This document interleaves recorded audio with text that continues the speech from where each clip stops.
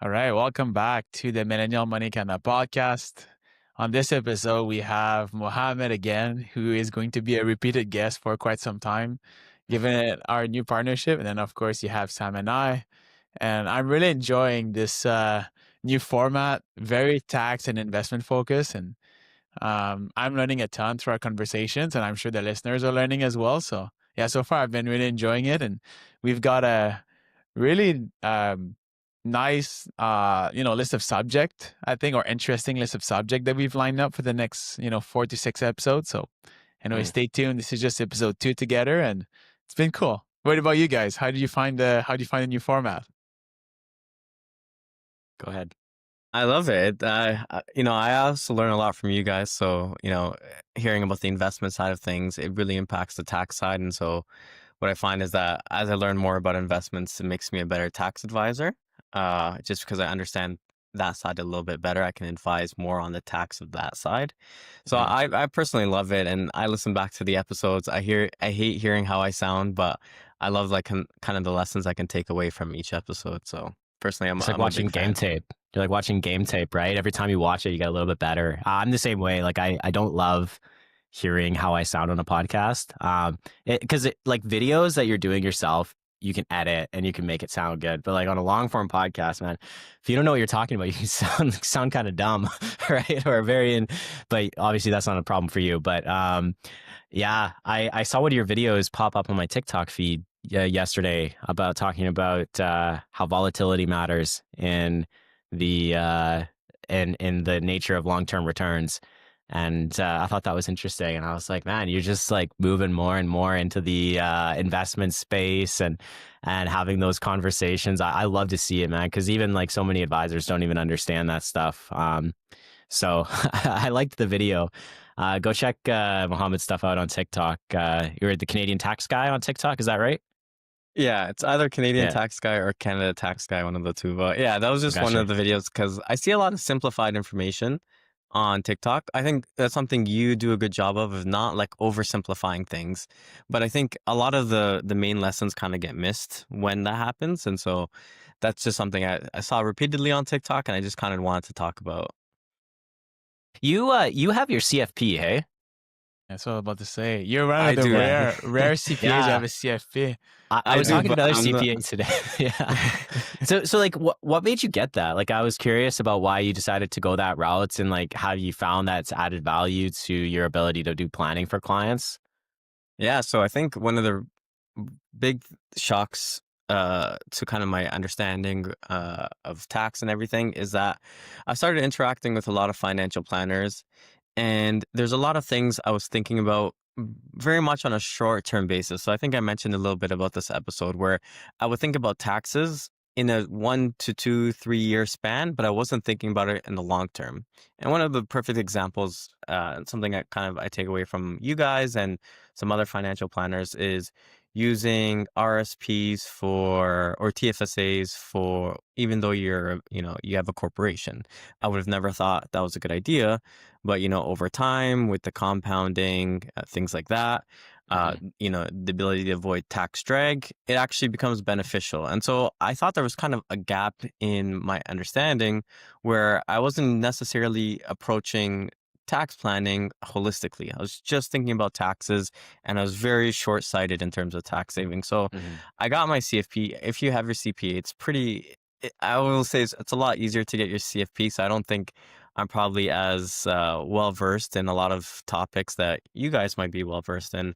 But it did help me kind of understand, hey, don't just think about the tax, think holistically. Think about, investments, think about insurance, think about all these sort of and risks and things like that. And it's just something I hadn't been doing with my tax planning before. And so we've tried to incorporate a lot more of that. Well, that's a good segue into today's episode, which is around income splitting. So the way I want to structure this episode is really 2 parts. I want to start from the corporation. Okay, what are the ways, what are the advantages, the disadvantages, the trade-offs of getting money out, whether it's like, of course, one owner, or if they, let's say, have a spouse that is in the business as well. Let's say it's 2 shareholders. So let's walk through a few scenarios here as to how we get money out of the corporation. And then after that, let's look at other ways that we can split income when it gets on the personal side. Okay. So we'll do like those two sides, if that's okay with you guys. And then next week or in the coming weeks, we're going to have an episode specifically on Tosi. So there might be a lot of things that, Tosi might restrict, but like, let's not dive too much in depth today. That's going to come in a later episode. All right.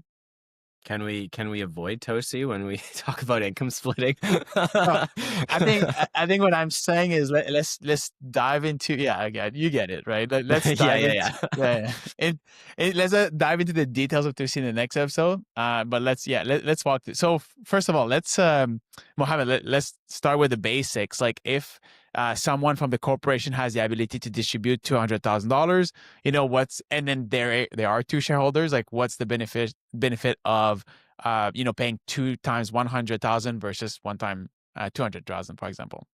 Yeah, so taxes are marginal. So everyone, as you earn more income, that additional income you earn will be taxed at a higher rate.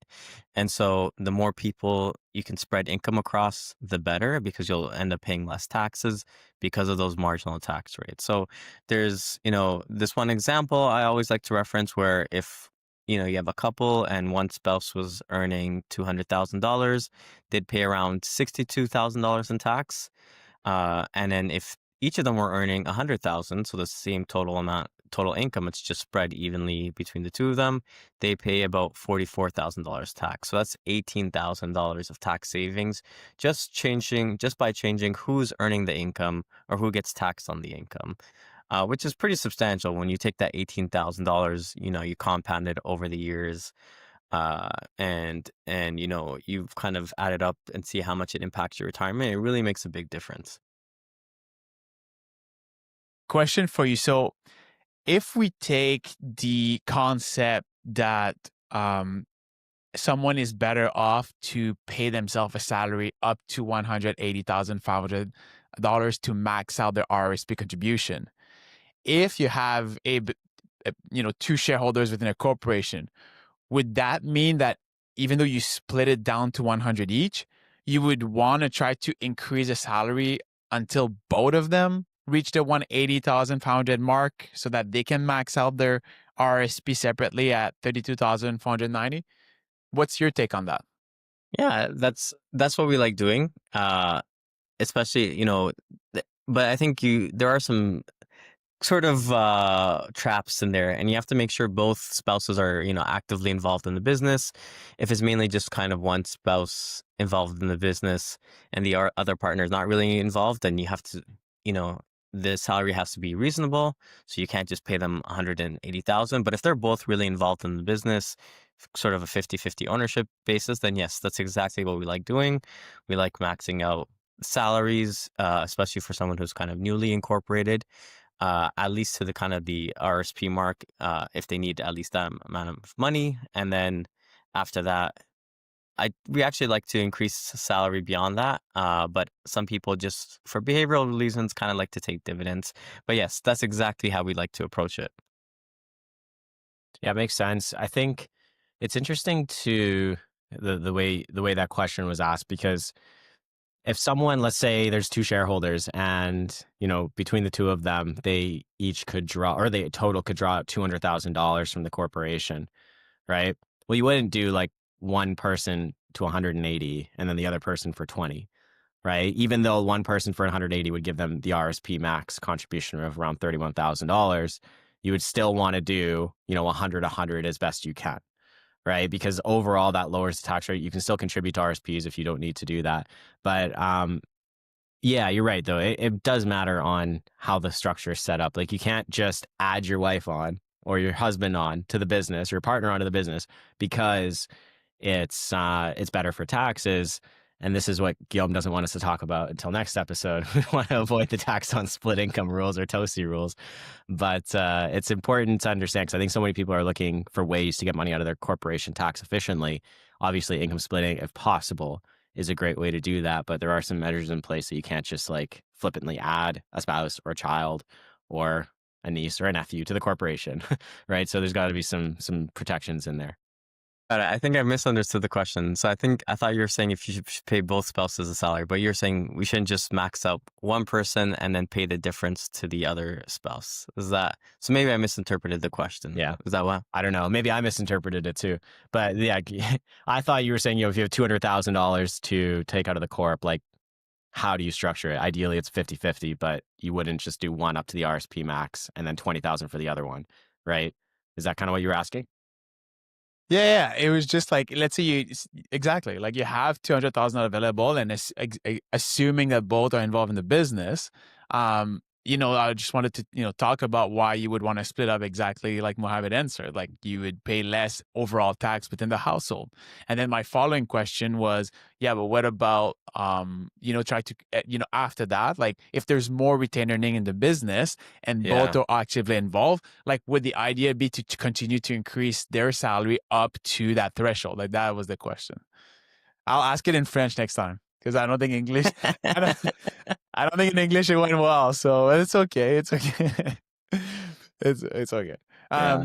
Mohammed, what I don't know about you, but I would highly assume that there's a lot of people who are paying their spouse who are not involved in the business. What are the complete, what are the tax risks that people are exposing themselves when they do that that type of planning? Yeah, that's a common question. So I think the issue is that the corporation may not get a deduction, right, for that salary. So that's the main risk. And then potentially the salary that's paid to that person can be recharacterized as a dividend to the main owner, right? So just as an example, let's say your spouse is not involved in the business, you pay him or her, $20,000. The business loses the ability to deduct that, and then potentially it gets recharacterized as a dividend to you, right? That's the risk. Now, interestingly enough, CRA has come up with an opinion, and it's not well known. And, CRA opinions, you always have to kind of take them with a grain of salt because the courts can just disagree with them. The CRA says, even though the business is going to lose a deduction and then the salary is not reasonable, we may still treat it as employment income for the spouse. We're not going to recharacterize it as kind of like a dividend to the main owner. So it could potentially still be beneficial, but I think you're just kind of, you're playing with fire at that point. Yeah, because yeah, you're right. The CRA can issue an opinion, and then they can challenge it too, right? And then you've got to like have a bit of a legal defense in court to say like, hey, especially if it's a large amount, right? Like you're not gonna, if it's a small amount, you're probably not gonna fight it. But if it's a large amount, you got to prepare to pay those legal costs to fight that. What about dividends though? Because most Canadian business owners pay themselves in some form of dividends instead of salary, right? Or many of them do. My wife's a shareholder in my corporation. Why can't I just pay her half of the dividends that I take out? Yeah, so when that happens, you have to just worry about the toasty rule. So generally what they say is if you pay someone who doesn't meet any certain exceptions a dividend, a family member a dividend, then they'll be taxed at the highest rate on that dividend, irrespective of what their tax rate is, right? So So they wouldn't just attribute it back. They would literally just penalize you and say, hey, 53% in Ontario, you're getting charged. Exactly. And so even if you're at a smaller tax rate, you'd actually be worse off by trying to do that. Yeah. Yeah. What crazy. about when you have different classes of shares? Is this applicable through all classes of shares? Irrespective Yes, exactly. Okay. It is Okay. applicable for all classes of shares. So even if they have preferred shares or anything like that, TOSI could still apply. But there are certain exceptions, and share classes could play a role when you really dig into the exceptions a little bit more. Yeah, Question? we've had. Oh, sorry. Go ahead, Guillaume. No. Sorry. Go ahead. I'll go after. We've had some issues with people, like kind of, this is a little bit off topic, but people not really understanding the differences in share classes, because husband and wife start a business, and maybe the wife is involved like 20 or 30% of the time, but the husband's kind of doing the majority of the business, and they set themselves up with the same share classes.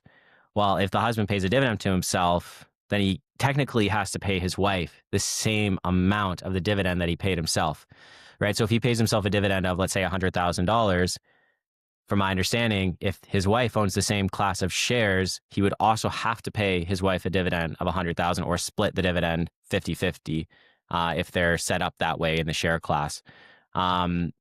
So I think Mohammed might be frozen. But I think that it's interesting. We've caught some issues like that where people have set themselves up incorrectly instead of owning like one person owning A shares, another person owning B shares. They're both owning A shares and not taking their respective dividends correctly. So I don't know if you want to just quickly go into that as well, because they might not catch it right away. If you're not a good accountant, you're not going to really notice that. But if you do catch that, there could be, CRA could come back and scrutinize that and basically say like, hey, you're going to owe a ton of taxes on that in the last few years because that had to be split proportionally and that wasn't eligible to be split, or you did that wrong. So I'm curious how you approach that situation. Yeah, it's unfortunate. We usually see it after the fact. So, we might get a new client who incorporated without advice from, qualified professionals. And they've done that exact thing, one share class, 50-50. And, we at that point, we're usually kind of quantifying the exposure, or we're doing a voluntary disclosure, which is basically when you kind of come forward and tell them, hey, this is what I did wrong, don't charge me any penalties, and I'll pay a bit of the interest. So that's usually how we approach it, but it is unfortunate. A lot of people do incorporate without good advice, and they fall into that trap of that one share class. And TOSI is a big problem in those situations most of the time. So it's just kind of a reminder that doing DIYing a lot of your investing or your taxes or your structure can cause a lot more issues than you would expect. What are some of the other, I guess, ways that the business owners have to get money out of the corporation, like in a tax efficient manner where they may be able to split with their spouse or their children to lower their overall tax bill, if that's one of their main goal? Yeah, that you so I can do? think when we talk about dividends, it's not, TOSI could apply, but if we talk about capital dividends, which is, a tax-free dividend, if you have the right amount of attributes or notional accounts, there's no TOSI on capital dividends. So if you have CDA, instead of paying that to yourself, you can pay that to a shareholder who's a family member, and then they can take that money and invest personally, especially if they're at kind of the lower rates or they have, you know, um, TFSA room, anything like that. So I think if look at your attributes, look at your notional accounts and see if you can pay CDA to a family member rather than to yourself. Or even if TOSI does apply, if you have enough attributes, it may not be such a bad tax burden. And if they can benefit from, second generation income, right? So, uh, you pay that dividend, they pay the highest tax rate, but then the future income, there's no attribution, there's no uh, bad tax issues with that, and they're at a very low tax rate, it could potentially be advantageous to do that, right? So I think sometimes when I hear about punitive tax rules, I think about how can this work in our way, and that's one of the ways I think about TOSI.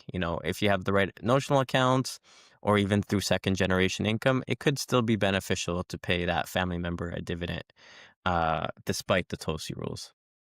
So basically, if I understand you correctly, I just wanted to, make sure that this makes sense. So if someone's paying themselves a dividend and it's not technically a dividend that their partner would be eligible for under the TOSI rules, but they do pay them a dividend anyways, they get taxed at the highest marginal tax rate. Now that would make sense if the original partner who the dividends were supposed to be for was already going to get taxed at the highest marginal tax rate, right? So it's like, okay, I'm either going to get taxed at the highest tax rate or you're going to get taxed at the highest tax rate. So we're going to move it to you, the partner, because your income is much lower than mine. And then the future of the growth of that dividend that I want to pay out, because I want to have that money available to me personally and growing personally, the growth, the dividends, the capital gains, the interest, that's all going to get taxed in your hands now.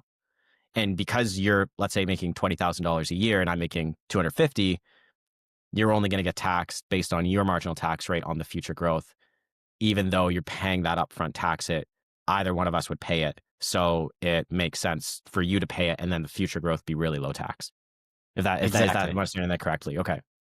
Yeah. Yeah, it's powerful, right? Because like we don't really think past the immediate consequences of doing that. It's just like a deterrent, right? Like, hey, you don't want to do this because there's a big 53% tax hit, right? And just leave it in the corporation. But then it's like, well, eventually we need that money to come out. So we've got to weigh the immediate cost versus the future potential growth. And it's kind of the same conversation you brought up earlier with tax-free savings accounts, right? Like if I want to take an extra dividend out to max out my TFSA, let's say I've been neglecting it over the past 5 or 10 years and I want to put $50,000 in there. I mean, if I pull $50,000 out, I'm really only going to net like maybe 25, 26,000 of it. But the future growth of that 25, 26,000 without tax drag, compounding tax free, versus what it's in my corporation, it'll come out potentially even or even slightly ahead with the TFSA when we consider after tax value, because it's either compounding the corporation at tax deferred rates, but in the interim, it's getting taxed on its growth, or it's a smaller amount like compounding tax free in the TFSA, right? So I think having that long-term view is important. And people miss that, and they miss out on thousands of dollars, potentially tens of thousands of dollars in value just by like not really kind of thinking past the initial cost of doing something. Exactly. think- And go ahead, Go ahead. sorry. No, go ahead. I know. And I keep saying this because, a lot of times people come to us as accountants and they ask us, hey, should I do this? And I say, I don't have a long-term view. Yes, I am a CFE, but I'm not really a financial planner. I'm not doing financial plans or anything. I'm purely just an accountant. And so this is why working with a financial plan, and I have to hit this on the nail every single time, because people keep asking me this and I'm like, I don't know. I have, rules of thumb, but if you really want to know what makes sense for your situation, this is where financial planners come in. We aren't paying him to say this, by the way. Yeah. I think we should have an episode just on salary and dividend for sure. But just one more question. I want to pick your brain on this one. When you're thinking, let's say, Sam, what you just said about cutting a dividend to move money to TFSA rooms that you may have, would you always favor paying salary as much as possible, up to a certain limit, to make sure that you're always creating your RRSP room, even though you may not be using it? Or would you favor the dividend route because of its simplicity and, again, all the other maybe advantages of the dividend when you take into consideration the concept of integration? What's your take on that? Yeah, I think number one, the notional accounts matter a lot. Notional or tax attributes that your corporation, it can make paying dividends very advantageous. But so, if you do have notional accounts, I usually lean towards dividends. And then salary is usually the way to go.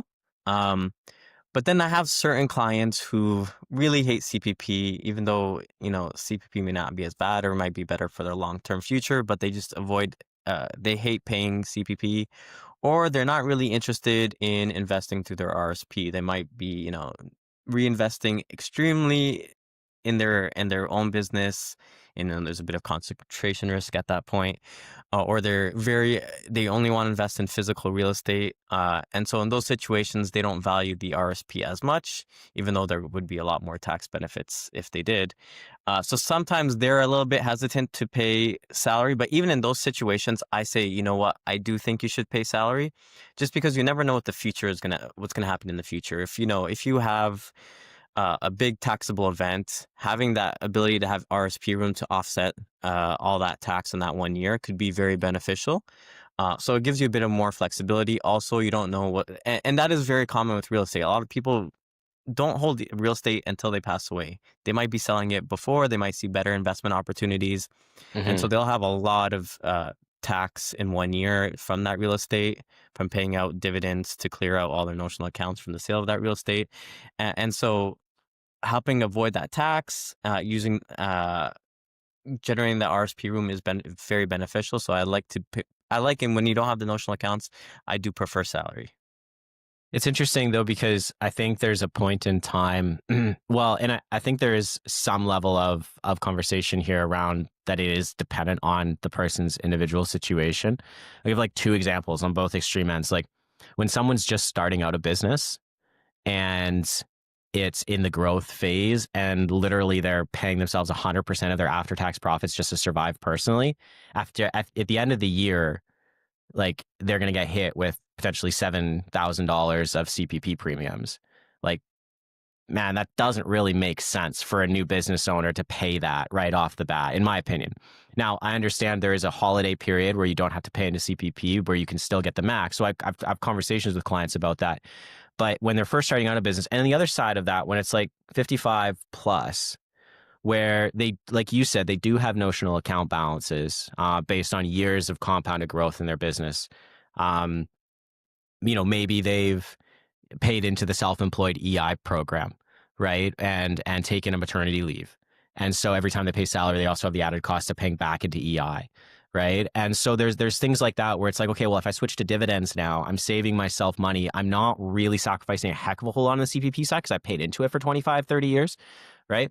But now I'm just minimizing costs as I get closer to retirement, and I'm paying out very tax efficient dividends from my notional accounts. I think those could be two examples, like on the outskirts, but in kind of that middle wealth growing phase, I think it makes a ton of sense to go salary up to 180. Curious what your thoughts are on that kind of those ideas.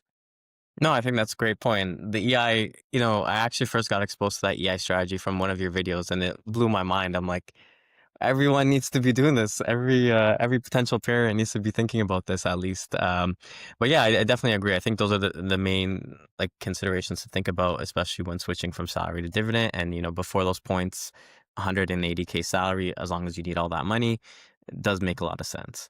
Mm-hmm. Yeah, it's very case specific, and the reason why I asked that question is because I had that exact client where he had just got incorporated. He's within the first 16 months, and because he had a lot of RSP contribution unused, I favored him to start with dividend, and then he can use it, as much. And then once that balance is going down, then after that he can start paying himself like more salary and create additional room. But I was really like thinking this through, because even though you look at the account allocation prioritization from maybe Jamie Golenbeck or other research out there, like it's kind of pretty clear, like in terms of like where the advantages are. But sometimes again, you have to bring it back to like this client specific scenario and like how much is left over at the end, right? So like Sam mentioned, right? Do they actually need that 7,000 right now? Is it more beneficial to have in their pocket versus into CPP, which they also can use those like 7 years of break, right? So that makes sense. Yeah, there's also like the idea of someone wanting to grow their business, but maybe not having use for money right away. And like in sometimes if we go by rules of thumb, let's say the person's paying themselves $70,000 a year, right? Like, but they've got 200 grand sitting in their corporation that's just in cash, and we would kind of think, well, look, your business is generating a lot of free cash flow. You could pay yourself more. You could increase your RSP contributions, all that stuff. But in their mind, they're like, well, I kind of want 200 grand ready to go when I find that next opportunity to grow into my business, right? I think that's one side. I think another maybe mistake, and I've written about this in an article before too, where like business owners will, I think we're getting kind of far from the income splitting topic, but I kind of like where this is going. But where like business owners will sometimes prioritize reinvesting in their business, and in their mind, it's always chasing top line revenue. But if they don't have an exit strategy for their business, they might be left by the time they're 50 or 60 realizing like, man, I've reinvested every dime into this. I don't have an out strategy, an exit strategy. I can't sell this business because maybe it's a personal services business or something, or not personal services, but like a service-based business or something like that. And I didn't put anything aside. So now I've got to like spend these next 10 years basically draining every dime of profit out of the company so that I can actually retire. And then now they're, instead of spreading their personal tax bill out from the time they were 30 to the time they were 60, now they're doing it in a condensed period of 10 years, right? And that becomes like a potential issue as well. I mean, they might have RSP room to catch up on, right? Those types of things. But I see that a lot where someone keep this idea of just reinvesting in your business to increase top line revenue without understanding what that bottom line looks like, to say like, well, I actually need to set some of this aside for my personal retirement, because it doesn't matter if my business makes $1 million. If I don't keep any of that, then I'm not setting myself up well. That's a great point. Exactly. I think the business considerations have to be part of that conversation, right? Diversification is key. Diversifying from your business, and we're not going to go down that route, but that could be another episode. And that is just such wise words from a CFA. Yeah. let's let's Yeah. let, all right, let's bring it back to, so the second part that I wanted to chat was like personally. Do you guys want to talk about what are the main the main tools or the ages where income splitting becomes a lot more important once you're talking about personal taxable income? Yeah, I think there are complicated tax strategies when it comes to income splitting, but I think sometimes we miss like the basic things. When we talk about income splitting, we talk about all these complicated strategies, but something as simple as using an RESP, that's really a form of income splitting, right? And I think, before we get into the advanced stuff, just hitting kind of the basics is important, right? It really only makes sense to get into advanced stuff once you've kind of checked off the basic strategies that are more apparent, that are more readily available, right?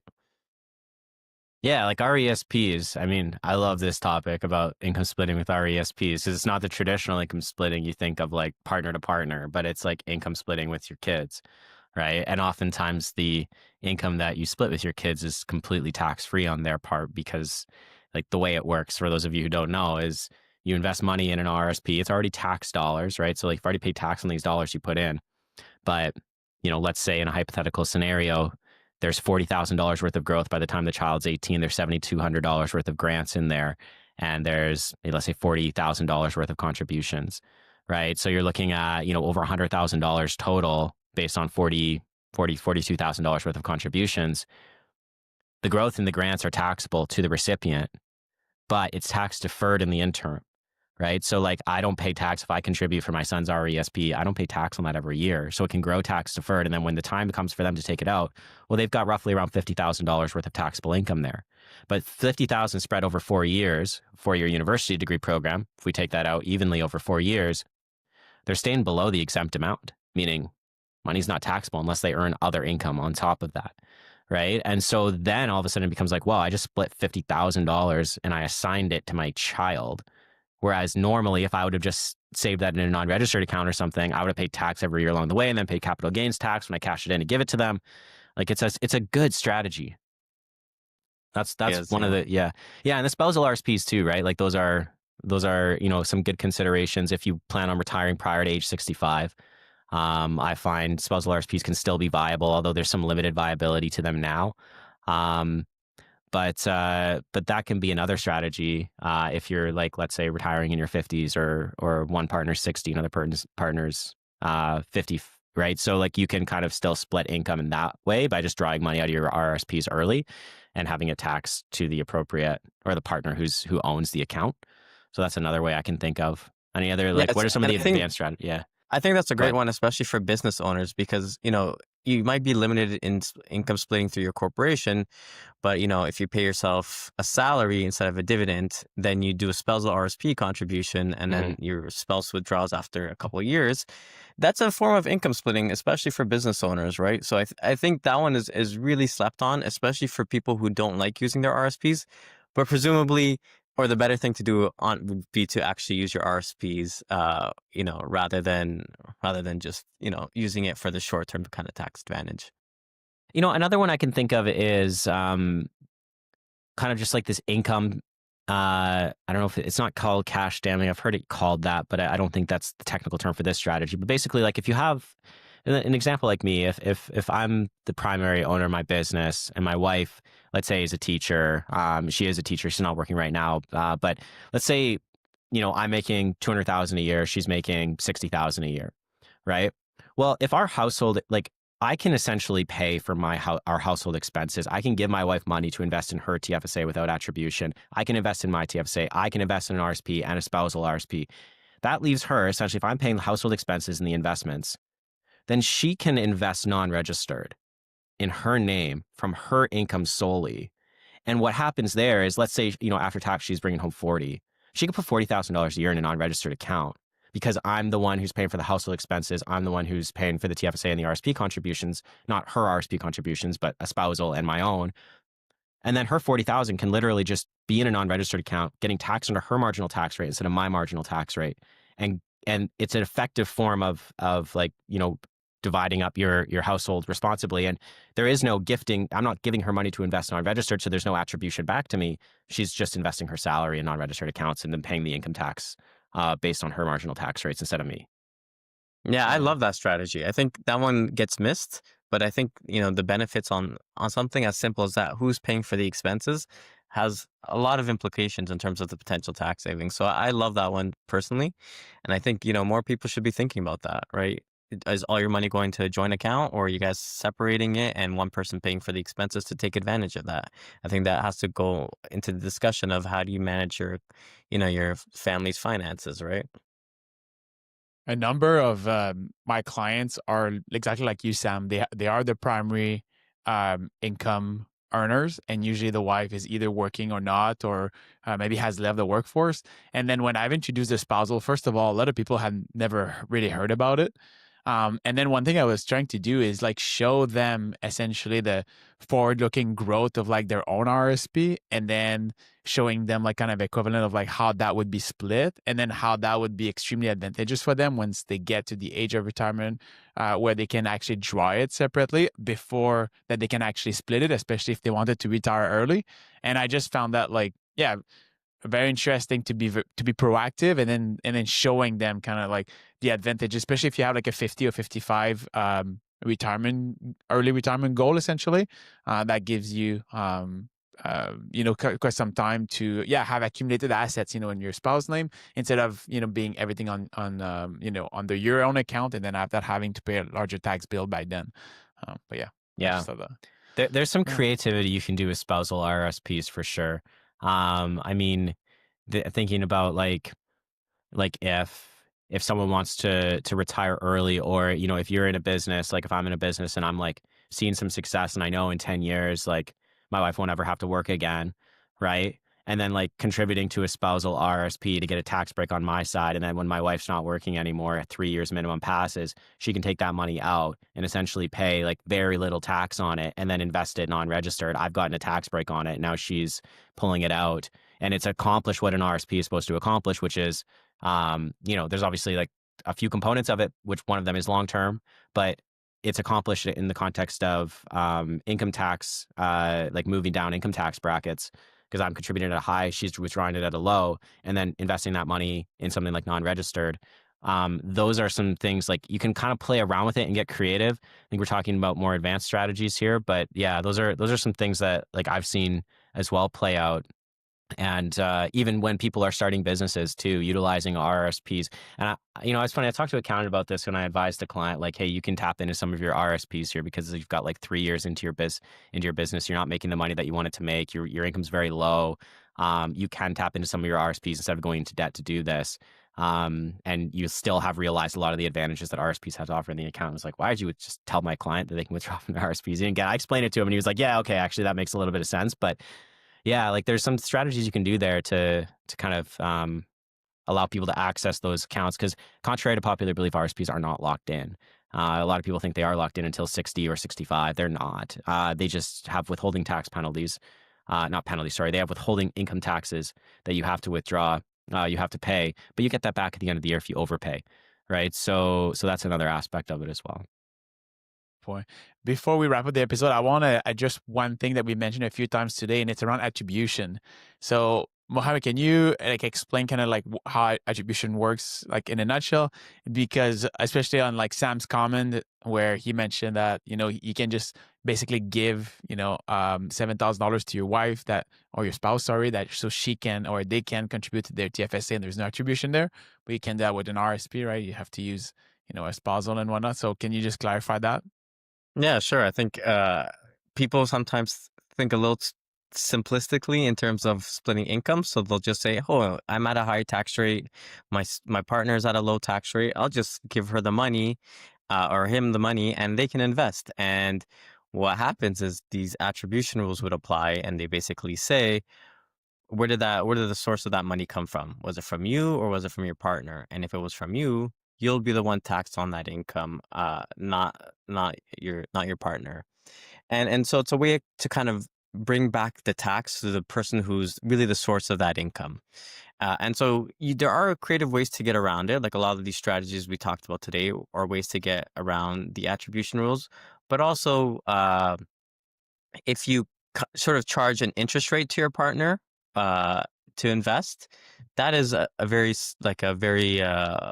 well-known strategy called the spousal loan or the prescribed rate loan. That can kind of take you out of these rules. So as long as you're charging the appropriate interest rate, which is the prescribed rate, currently 3%, at one time it was 1%, and you're earning a return, and the taxes on that return are higher than what you would pay on that 3%, then the strategy generally makes sense for couples with really big interest rates. And then when you have kids, you can get even a little bit more creative, set up a family trust, do a prescribed rate loan to the trust, and have and then have the trust earn an income and then pay it to the children, so that the children are taxed on it.